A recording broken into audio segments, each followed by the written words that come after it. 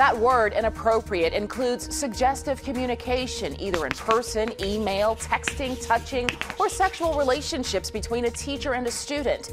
Alabama has 50,000 teachers, and while those who cross the line make up only a small percentage of the people dedicated to the calling of educating our children, they do harm that can affect a young life for a lifetime.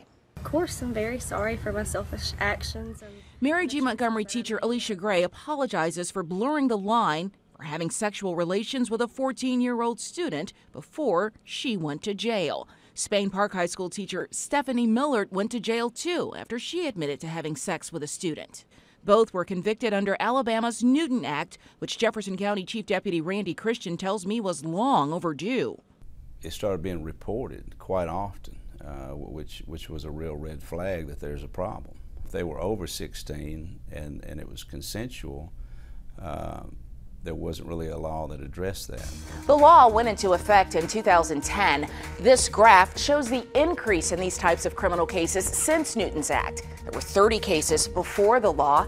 Afterwards, there were 89 cases. We're getting better reporting as a result of this now being criminalized.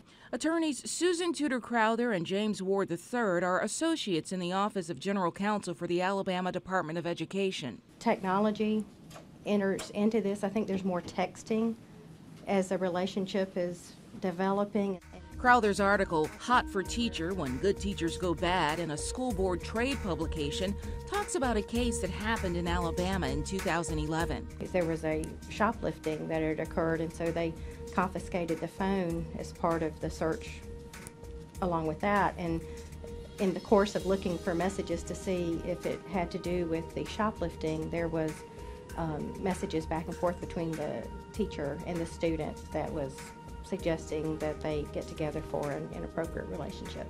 Crowther says the student was shoplifting condoms and that the teacher had been selected as a Teacher of the Year before text messages revealed their relationship. That's what the mom of MGM teacher Alicia Gray's victim says happened with her son. These cell phones that these children have with these passwords, that's how this started. It started out with cell phones and secrecy. Right now, teacher-student texting policies are left up to individual school districts in Alabama. Would a uniform policy help? Potentially. Teachers do have a right to communicate with their students. It's just that, and it can be effective for a teacher to be able to offer assistance on homework and stuff. But it does open the door to potentially too much communication and crossing boundaries. UAB clinical psychologist Dr. Josh Claypo tells parents it's better to err on the side of safety than on the side of privacy. When it all boils down, it is your child, they are living in your home, they are living under your roof, and they do not know how to navigate the world the way you do. So as uncomfortable as you may feel, you still need to be in charge of their connections, their social connections. Even when those lines of communication involve their teachers.